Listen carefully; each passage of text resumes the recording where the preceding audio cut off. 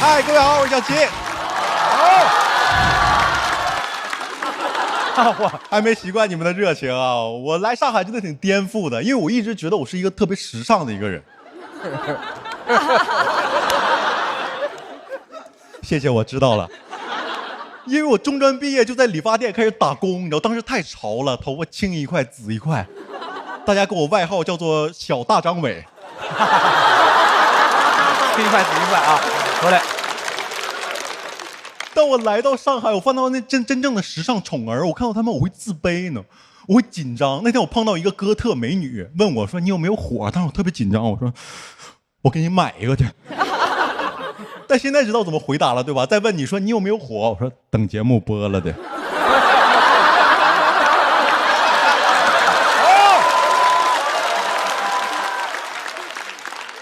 播了还是没火。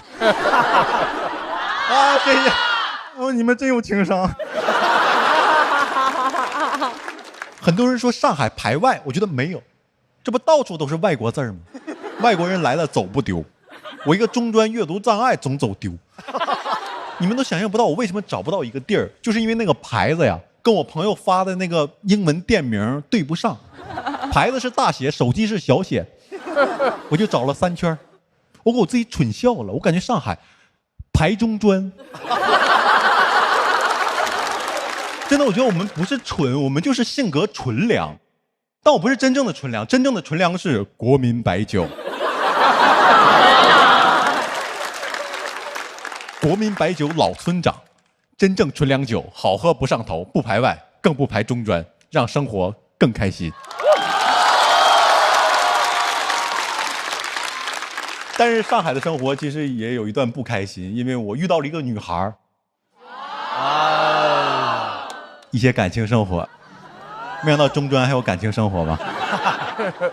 我挺自卑的，因为她特别时尚，我俩有一些文化的差异。我俩已经一起手拉手逛黄浦江，她靠着肩膀看《再见爱人》。当时我觉得我恋爱了，但她说我们在 date。我听到这个词一点也不伤心，因为我没听懂这个单词。我们中专也叫纯中文专科。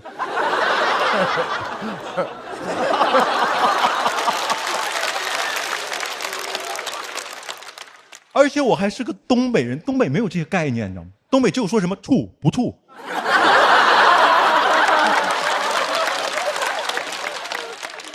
date 是哪个阶段？我妈总问我，都没法跟她解释，你知道吗？我妈中专都没上过，我要跟她说再 date 她得你逮她干啥呀？我觉得上海很聪明，你懂吗？就把很微妙的东西翻译成英文，就变得很体面，对吧？搞暧昧 ，date， 瞎溜达，你们也知道啊。天天搞暧昧瞎溜达还骂人 ，rapper。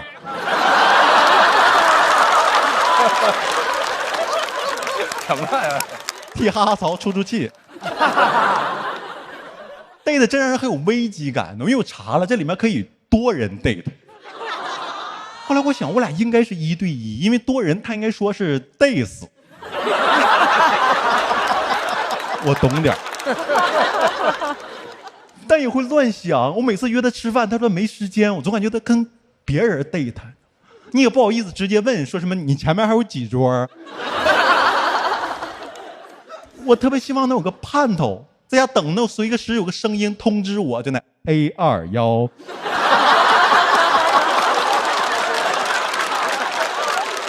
对的对象，请您吃饭了。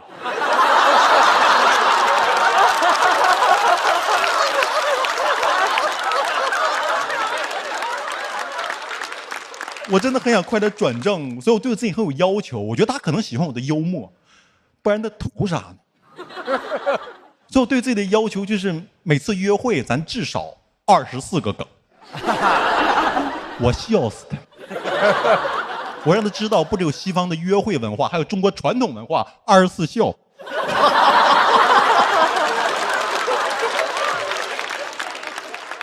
但真的很难，上海对我来说太陌生了都。他领我去吃饭那个地方，某印良品，我都不知道这个杂货店能吃饭。上海太奇怪，我很紧张，他特别好，主动点单找话题，点了一个生火腿、温泉蛋、凯撒沙拉，比英文都难背。他说我平时的饮食就这种白人饭，哎，你呢？完了，中文也听不懂了。凭啥叫白人饭？某印良品不是日本的吗？有美军基地就叫白人呐、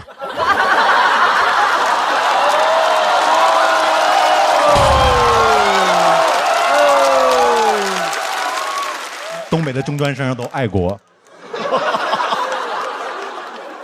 东北战狼，不怕你们笑话。我听到这个词的第一反应是麦当当，但那帮演员说这是黑人饭。我说我老爱吃了，我很难受。我虽然不知道什么白人饭、黑人饭，但我知道白人贩卖黑人。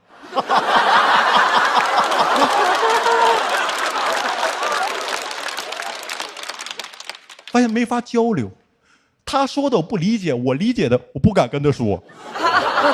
我咋说？他说我喜欢白人饭，你呢？我说我喜欢黑人饭。主人奴役我。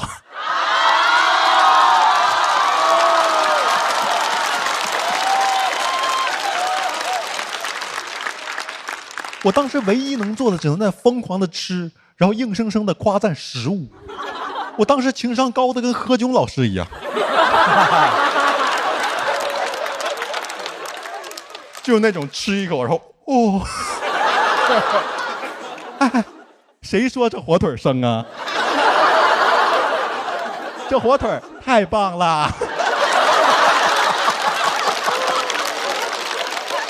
但是大家知道这个饭其实不好吃。我从他眼神我看出有点浮夸，我开始强行找话题。我看那生火腿、温泉蛋沙拉，我突然脑袋一抽，我说：“那凯撒呢？”他说：“凯撒是酱。”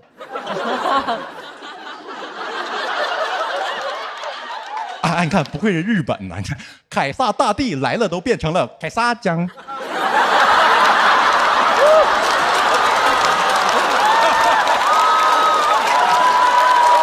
疯了，今天疯了，神经病！谢谢你们笑了，还好他也笑了。那是那天24笑的第一笑，嘲笑。我以为是嘲笑，但他笑完突然说：“你还挺可爱的。”完了，要被奴役了。后来确实我们都在一起了。别磕，不甜。我们每刻都在试着跟对方共情，但是从来没有同频过。直到有一天，他突然说了一些我中专听不懂的话，然后就走了，说什么鸿鹄燕雀之类的。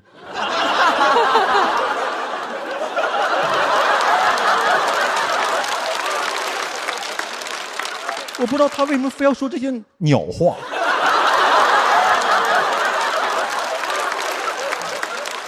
可能是有些鸟注定要飞走吧。我希望天高一点，所以拜拜。我是小齐。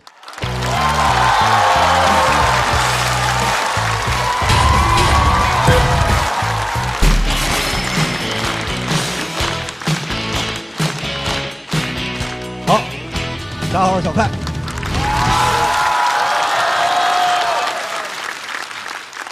还行还行啊。我其实是一个非常乐观的人啊，因为比赛到这个程度，所有人都在发愁，写不出来稿怎么办？演砸了淘汰怎么办？只有我一个人在那儿到处问，哎，我要是拿了大王怎么办？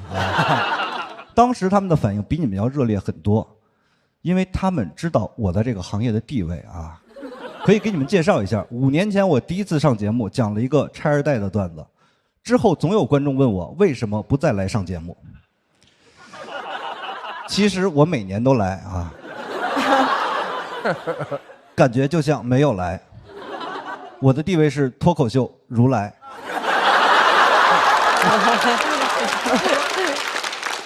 也会有一些火眼金睛的观众发现我如来，他们觉得我不如不来啊。确实，在很多观众眼里，我就是一个实力欠佳的选手。但如果大家换一个角度，在选手眼里，我是一个最理想的对手。你们想一下，参加这个比赛，老选手实力强，粉丝多，不敢打；新选手攒了那么多年硬段子，不好打。这个时候扭头看见我在旁边，一脸兴奋地问别人：“哎，我拿了大王怎么办啊？”当时眼睛就聚焦了，目标也清晰了，咽着口水说：“还得是我快哥啊，有资历没能力，来自北京的老 baby。”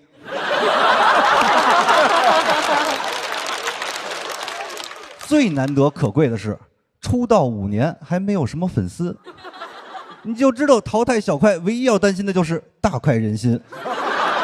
只要你在挑战我之前再多说一句话，小快老师一直是我非常欣赏的演员，不仅能赢，还能赢得体面。我真的是一个非常完美的对手，可遇不可求到什么程度，连刘仁成都想选我。他跟我参加的都不是一个节目呀，啊！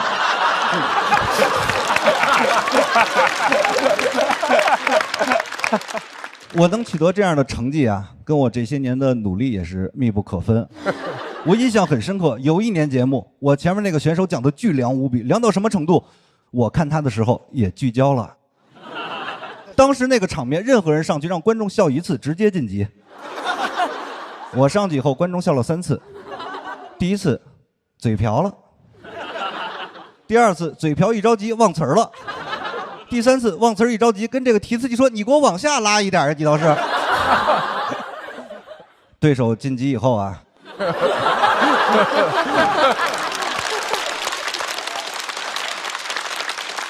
心悦诚服，拉着我的手说：“神了，还得是我快哥。”也是在那一天，我终于意识到一个令人难以置信的真相。我说了啊，我其实是脱口秀之神，不太敢相信。那你们给我解释一下，为什么经常有观众看完我的演出之后，会发自肺腑地说：“小快真挺尬的。”哎呀，这是怎么来这个？把这个灯开了吧？你想拍？我真拍不了这个。是不是又有这种感觉了？我要跟你们解释一下啊，因为脱口秀之神他不是最好笑的，好笑的那个叫大王，但是大王他是牺牲别人成全自己，而脱口秀之神只会用尬的 bless you。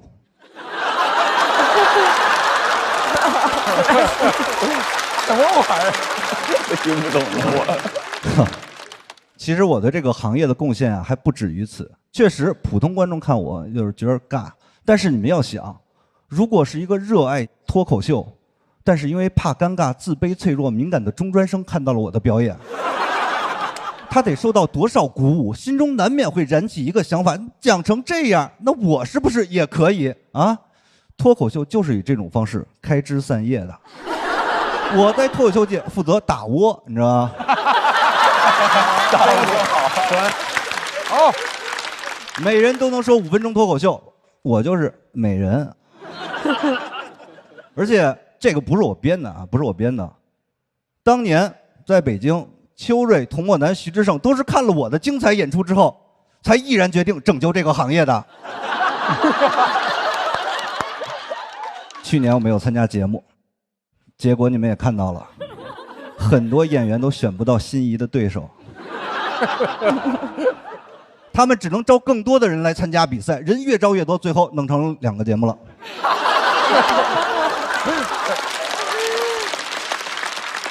为这件事儿，我自责了1年多呀。神和人一样，经常自责，也是一种病，神经病。就这个梗，又会鼓励到很多人。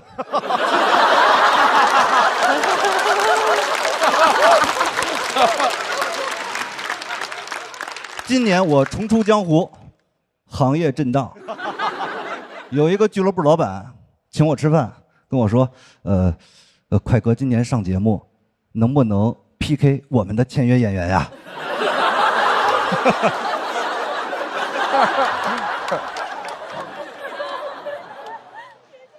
可笑，竟然想以凡人之力左右神明啊！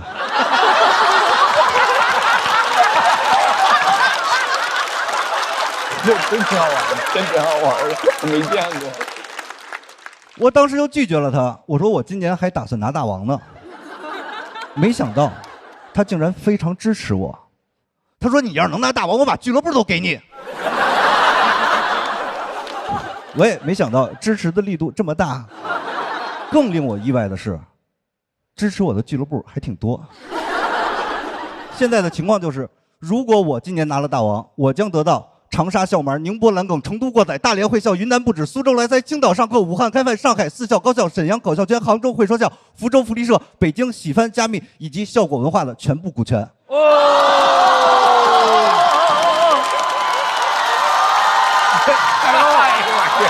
一场豪赌。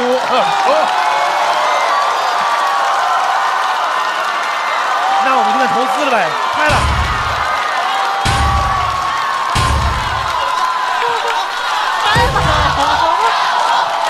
赚我的钱，哎，投资好。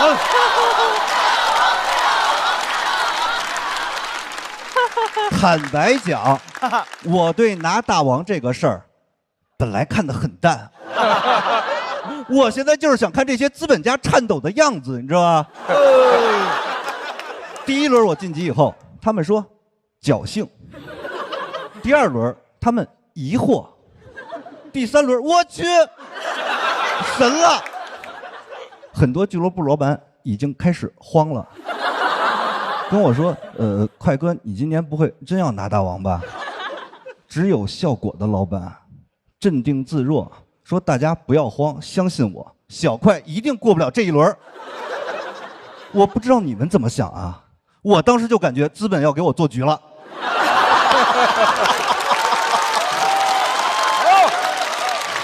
我不知道你们有没有那种看热闹不嫌事儿大的心态啊？有。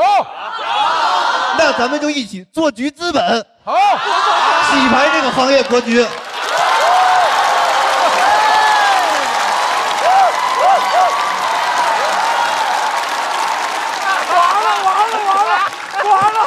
而且我告诉你们，认识我的朋友都知道，我这个人办事向来体面。如果我拿了大王的话，不会亏待大家的。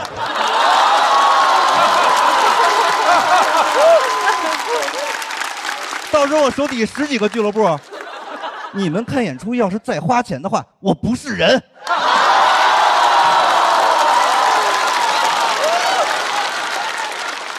坦白讲，刚才说出这番话，我也曾经犹豫和彷徨过。就是这样公然的跟大家要票，是不是对其他选手不太公平？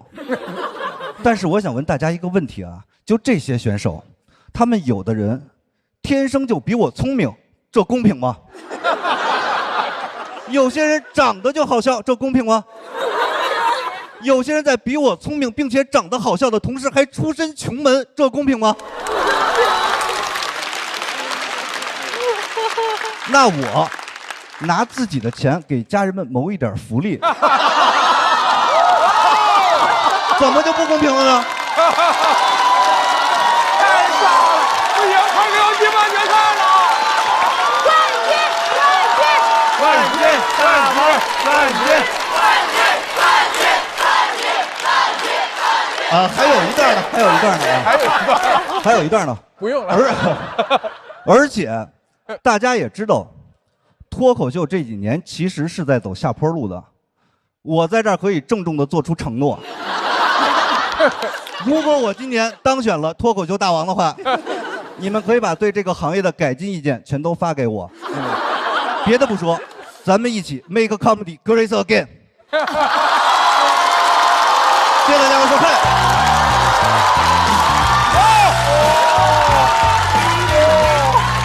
我咋接呀？这大事不好了，朋友们！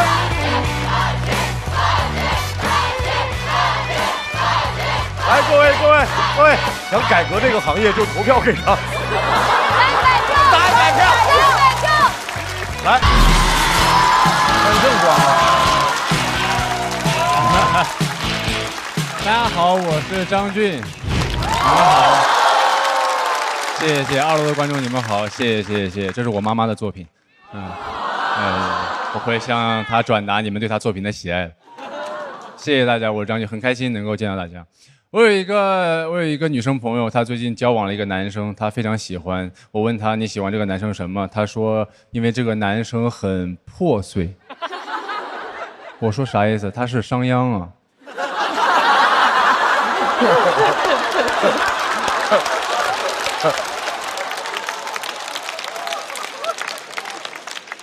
上来就搞这个啊！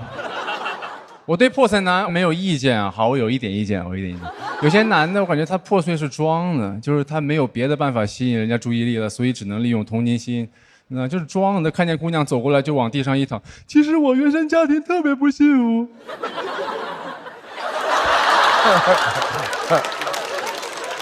这是你装你。嗨，你要真的去拯救他，你试着拯救他，你会发现他压根儿救不起来，因为他的破碎是装的，你叫不醒一个装碎的人。但是你可以相信他，打开约1颗阳光番茄在里边的茄黄就行，汤底浓郁，酸甜鲜美，番茄是个宝，茄黄错不了。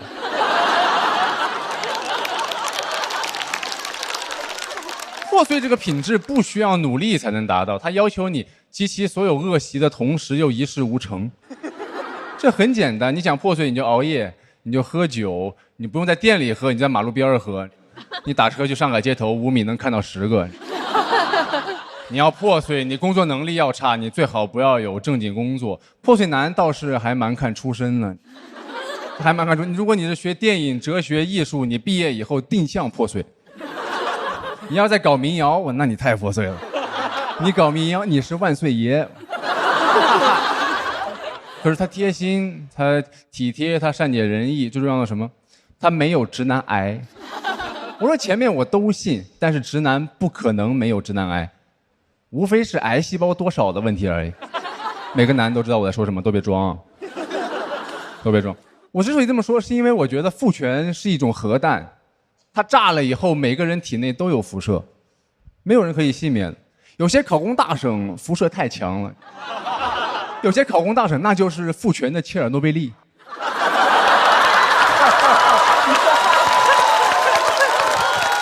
我那辐射太强了，那些地方。我上次坐高铁经过这个省，我出来以后想生个儿子，给我吓坏了。我一直开到上海，喝2杯咖啡才缓过来一点。经常被核弹炸的朋友都知道，就是在这片废土上面，基因会癌变，癌变的基因会遗传。如果你想知道你有没有直男癌基因，你就往上查。就如果你爸是男的，你就有，肯定有。我查了一下，我爸就是男的。奇怪的很。癌症嘛，就是早筛查。我是90年代末期出生的直男，我的直男癌发现的比较早，属于是1期癌症。可控，我现在每天要抑制癌细胞扩散，我刷一刷小母书就好了。别人说你怎么老看小母书，我吃靶向药呢。再早一点出生的可能就是直男癌晚期了。就之前有一位女导演的女性主义电影在北大放映，然后有个男教授在台上评价女导演年轻漂亮，这种就是直男癌晚期了。一般医生会建议你放弃治疗，就是想说点什么说点什么吧，你等他死了就好了。但网友们没有放弃他，当时网友们用大量的脏话去治疗他，算是一种化疗。算是化疗。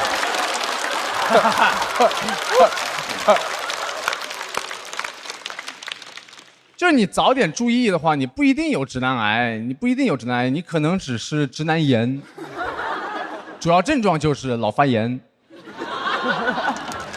老发炎。懂不懂都有一番高见，这种盐系男孩说话喜欢滔滔不绝的。听我说完啊，觉得自己说的话别人都听不懂，你们懂我意思吧？喜欢预测未来的，哎，你们以后就懂。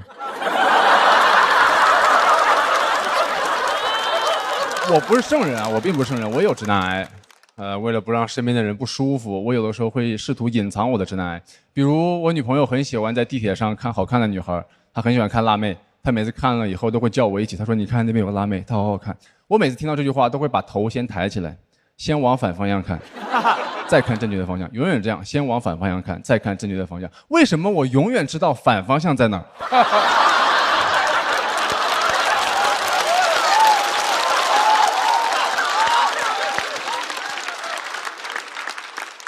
因为我知道哪里是正确的方向，我早就发现了。我怕他生气，我不敢直接看。他发现辣妹，在我看来就跟慢动作一样啊！你看那边有个辣妹。我的弟弟还没进站，一个虚影晃过去，我说那肯定是个辣妹。可是后来我想了一下，我害怕他生气、嫉妒，也许是因为我把他想象成了一个无理取闹的人。我潜意识里认为他和那个辣妹围绕着我形成了某一种竞争关系，这反而暴露了我的直男癌。原来我是一个一直以为自己是世界中心的脆弱男宝。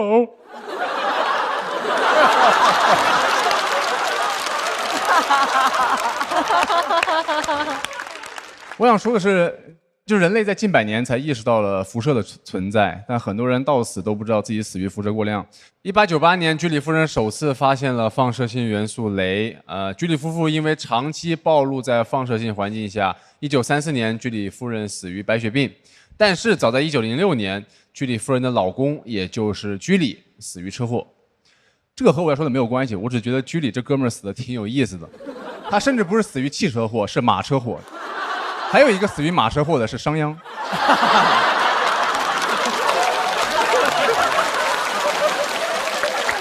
我想说的是什么？我想说的是，我一直以为居里夫人的名字就是居里，后来我才知道，居里夫人遭受了2种辐射。居里夫人遭受了镭辐射，而玛利亚女士在遭受了父权辐射的影响下变成了居里夫人。听我说完啊，父权对我们的影响是难以察觉的，你们懂我意思吧？但是时代进步的标志就是可以看见那些看不见的东西。哎，算了，你们以后就懂了。我去消炎了，谢谢大家，我是张俊。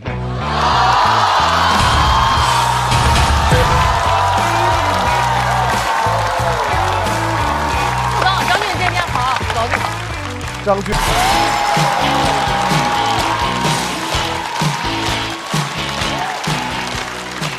大家好，我是王大刀。我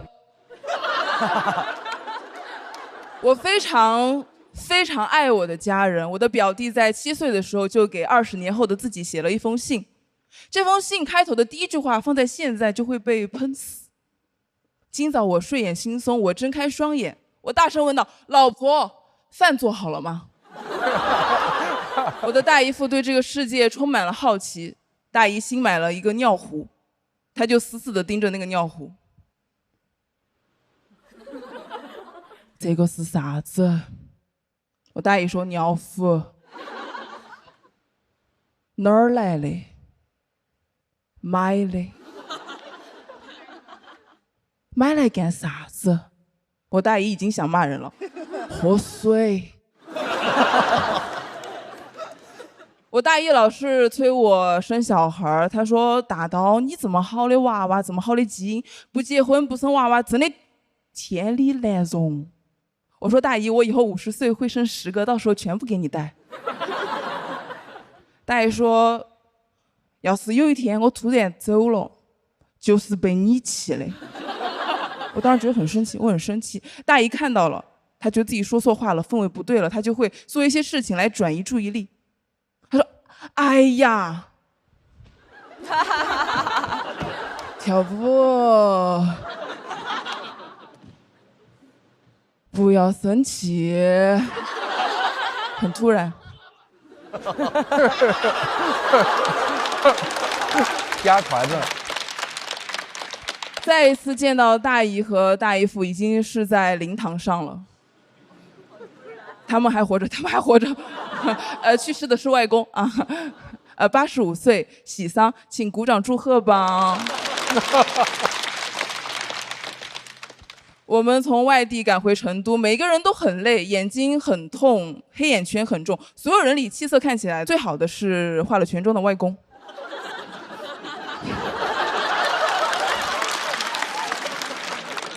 7月的四川格外的炎热，大姨在算着葬礼用的钱，三姨在招待着来看外公的客人。大姨夫一个人站在灵堂门口，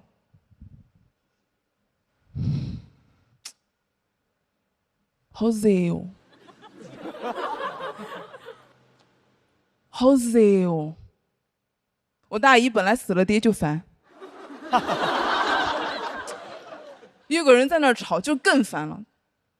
你用那个花圈噻，那个风大，全是阴风。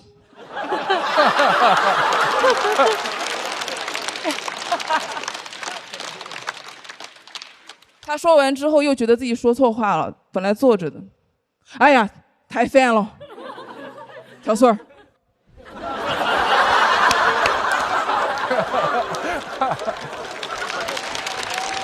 跳绳啊！他手里没有绳，我们全家人在灵堂门口大笑，所有人除了外公。外公是去年去世的，今年我回家过年的时候和妈妈一起睡觉，我在那儿默默流泪。我妈说：“你还不睡觉？”我说：“妈，我想到外公去世了，你以后也要死，我好难过哦，妈。你死了以后，你的钱是不是都是我的哦？”我妈说：“老娘以后至少要活到96岁，你天天吃外卖。”我们两个以后哪个的钱是哪个的，不一定。第二天，我和表弟散步，路过了外公生前住了10多年的那家医院。我们每年都会去看外公，几个兄弟姐妹去那儿打卡。今年不用去了，挺难过的，挺想外公。表弟看到了，他说：“王大刀，你又在伤心难过什么啊？想啥呢？看我行吗？看我，小穗儿。”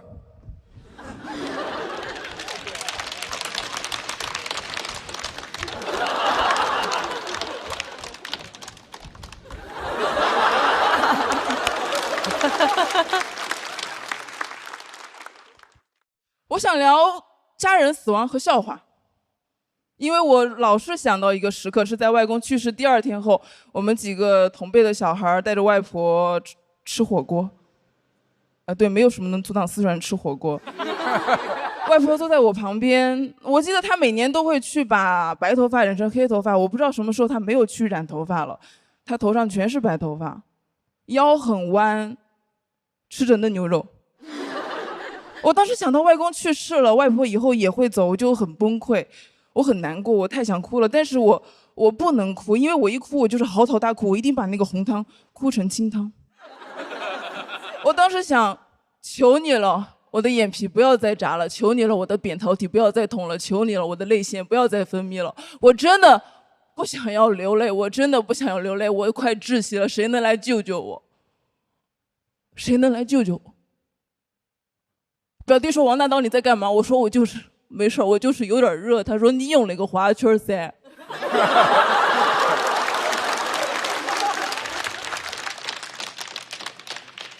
那个风大，全是阴风。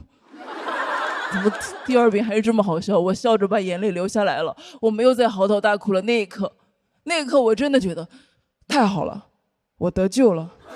谢谢大家，我是王大刀。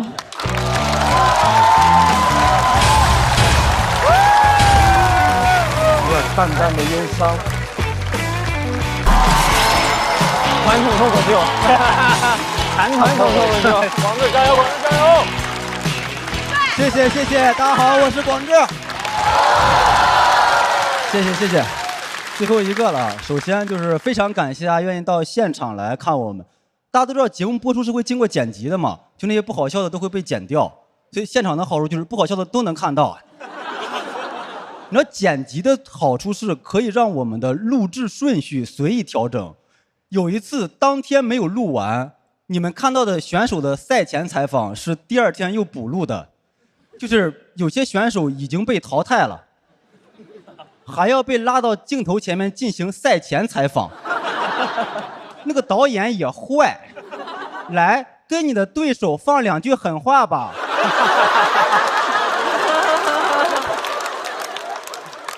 都傻了，然后嘟嘟都站起来，那我劝你明天最好不要选我。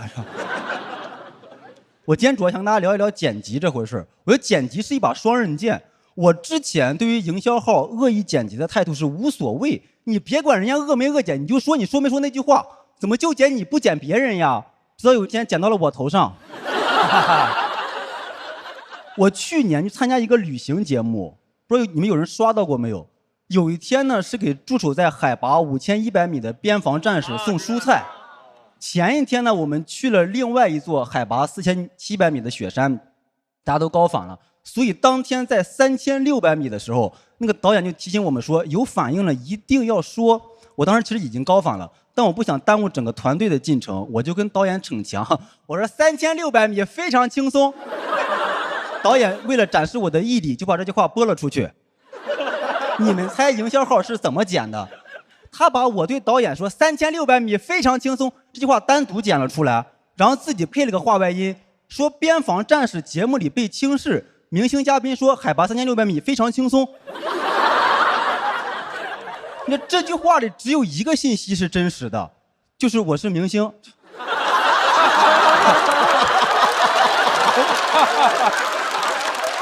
开玩笑，开玩笑。他这么剪，底下肯定就一堆人在骂我嘛。当然也有少数几个评论是替我说话的，说这不是纯纯的造谣吗？何广智算什么明星啊？一些不明真相的朋友就跑到我的社交媒体底下骂我，就是你给边防事业道歉，你什么东西？3600米不高吗？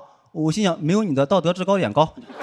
他们就开始骂我，小丑，你知道3600米气温多低吗？你知道3600米氧气多稀薄吗？你知道3600米紫外线多强吗？我说那你知道边防战士驻守在5100米吗？也不怪有人骂我，因为那个人他断章取义的能力太强了。我自己看了一遍那个视频之后，都觉得说我也太坏了。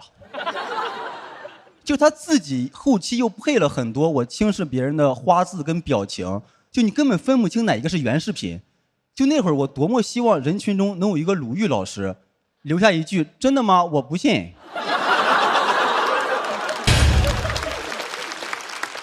我很冤枉，因为我说那句话的时候心里边根本就没想边防战士，就刚才这句话单独被剪出来我又完了。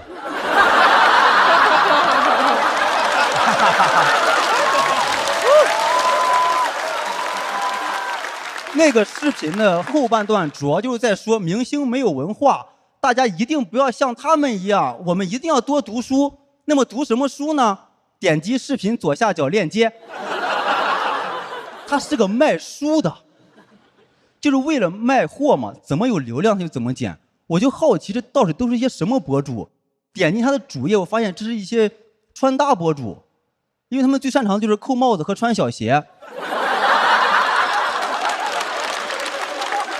还有的时候是音乐博主，喜欢带节奏和唱反调。但我觉得他们卖书呢还算是有良知，就这场舆论风波里面是没有人吃亏的。营销号呢赚到了热度，而我有了素材。因为看了这个视频一怒之下买了书的人，我觉得这些朋友确实需要多读点书。很憋屈呢，我很想解释。我身边也有朋友是刷到那个视频的，我就当面跟他解释，我说我们昨天去了4700米高反了，今天要去5100米，在3600米的地方只是休息。我朋友听完说停，你这个解释太无聊了，如果不是咱俩面对面的话，我早就划走了。他说你的解释跟个小学数学题似的，是吧？目的地是5100米，此刻在3600米的地方休息，问小明会不会迟到。小明迟不迟到我不知道，正义肯定是要迟到了。你解释也没有什么用，因为你的解释热度一般不高。想要热度高的话，还得找营销号转发，钱又让他们挣了。他们就是里外里挣钱，造谣一张嘴，辟谣也是一张嘴，一张嘴200万，真的营销号接一次活大概200多万。具体多少钱我也不知道，我就想在这里造个谣。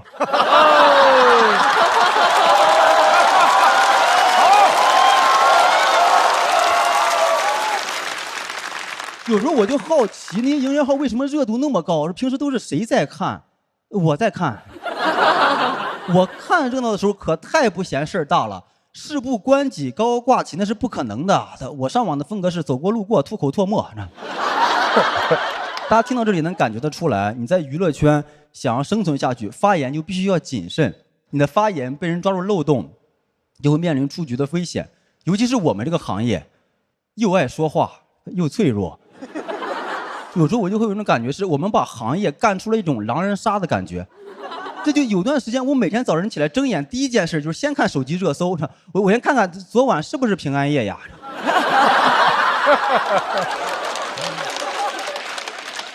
我觉得娱乐圈就是一个巨大的狼人杀。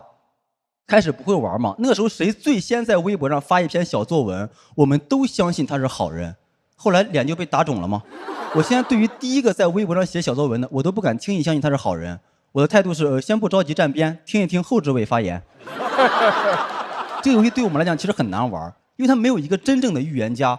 最喜欢跳预言家的就是那些营销号，动不动跳出来说昨晚我查验了4字艺人身份存疑，4字艺人昨晚夜不归宿，大家都相信我，所有人都相信他了。第二天他爆出来，漫才兄弟网吧包宿。太成熟了，太成熟了，真的太到了呀！所以我打算以后不再相信营销号了，我要有我自己的判断。我这轮的发言呢，到这里也差不多快结束了。最后我想说，我是个好人，谢谢大家。